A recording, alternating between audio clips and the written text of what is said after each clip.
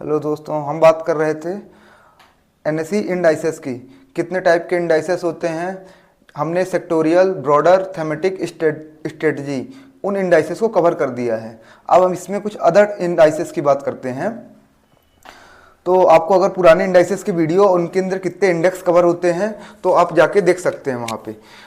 अब यहाँ पे हम अदर इंडाइसेस में देखते हैं कौन कौन से इंडेक्स अपन कवर करते हैं। तो इसमें पहला है S&P BSE भारत 22 इंडेक्स। ये मेनली क्या है, इसको कवर करते हैं ICICI B22 से। ये S&P यूएस का स्टॉक एक्सचेंज और BSE भारत का, इन दोनों ने मिलके भारत की 22 कंपनियों का एक इंडेक्स लॉन्च किया है जिसमें गवर्नमेंट की अच्छी खासी होल्डिंग रहती है। इसको कवर करते हैं ICICI B22 से। दूसरा है NASDAQ 100। ये तीन जो इंडेक्स हैं ये मेनली अपन यूएस मार्केट के कवर करने के लिए यूज़ करते हैं। NASDAQ 100 यूएस का एक स्टॉक एक्सचेंज है जिसमें यूएस की 100 कंपनी है। इसको कवर करते हैं मून 100 से। फिर दूसरा है NSEY फैंग। ये फैंग इंडेक्स है, इसको कवर करते हैं मफांग से। ये भी यूएस का एक इंडेक्स है। वहाँ के टेक्नोलॉजी तरीके मतलब इसमें अधिकतर कंपनी टेक्नोलॉजी फील्ड की हैं। और चौथा है यहाँ पे S&P 500 टॉप 50। इसको अपन मप टॉप 50 से कवर करते हैं। ये यूएस की टॉप 500 कंपनीज का इंडेक्स है। अब इसमें पांचवा और छठवां अपन देखते हैं। ये अपन मेनली यूज करते हैं हेजिंग के लिए और कमोडिटीज़ के लिए। इसमें गोल्ड और सिल्वर यूज करते हैं। गोल्ड बीज है और सिल्वर बीज है। गोल्ड क्या है, ये गोल्ड की जो डोमेस्टिक प्राइस होती है इंडिया की, उसको ट्रैक करता है। आप नॉन फिजिकल रूप में गोल्ड खरीद के रख सकते हैं। और सिल्वर भी, ये भी सिल्वर बीज जो है सिल्वर की डोमेस्टिक प्राइस ट्रैक करता है इंडिया में। तो ये अपन डायरेक्ट इसको बिना MCX में कोई खरीदे हुए इसमें अपन खरीद सकते हैं मार्केट में। एक इसमें लगभग से ग्राम सोने का जो एक शेयर रहता है वो 1 ग्राम सोने के प्राइस को रिप्रेजेंट करता है इसमें। नेक्स्ट है BSE सेंसेक्स। ये BSE का इंडेक्स है जिसमें लार्ज कैप की 30 कंपनियां आती हैं। इसको कवर करते हैं HDFC सेंसेक्स से। फिर ये दो इंडेक्स हैं हैंगसेंग और हैंगसेंग टेक। ये चाइना के मार्केट के इंडेक्स है।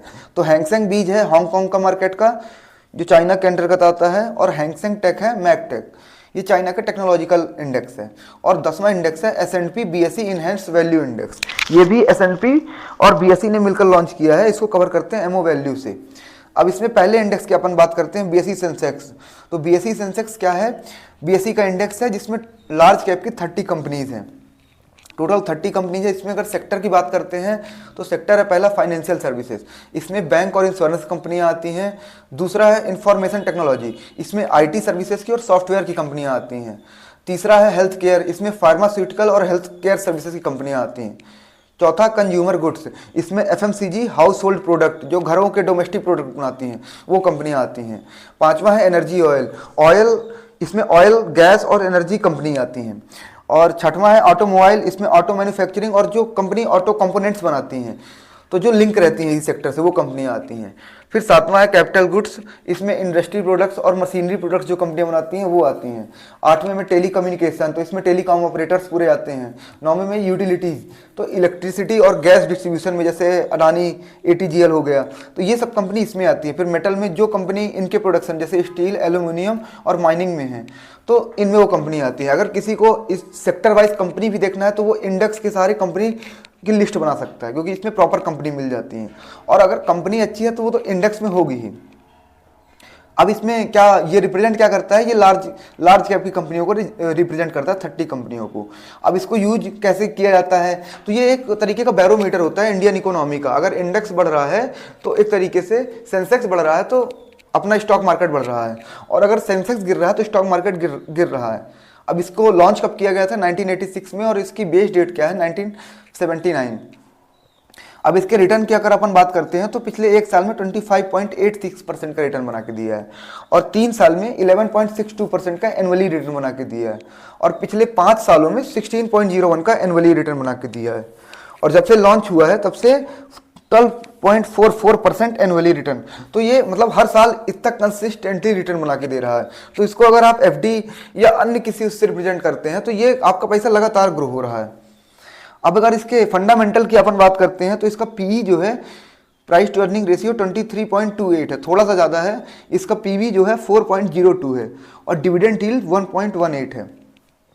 अगर आपको फंडामेंटल के वीडियो देखने हैं तो हमने अपने चैनल में पहले इनके पूरे फंडामेंटल और टेक्निकल एनालिसिस के वीडियो बना दिए हैं, तो आप वहाँ विजिट कर सकते हैं। अब इसकी टॉप वेटेज की कंपनी देखते हैं।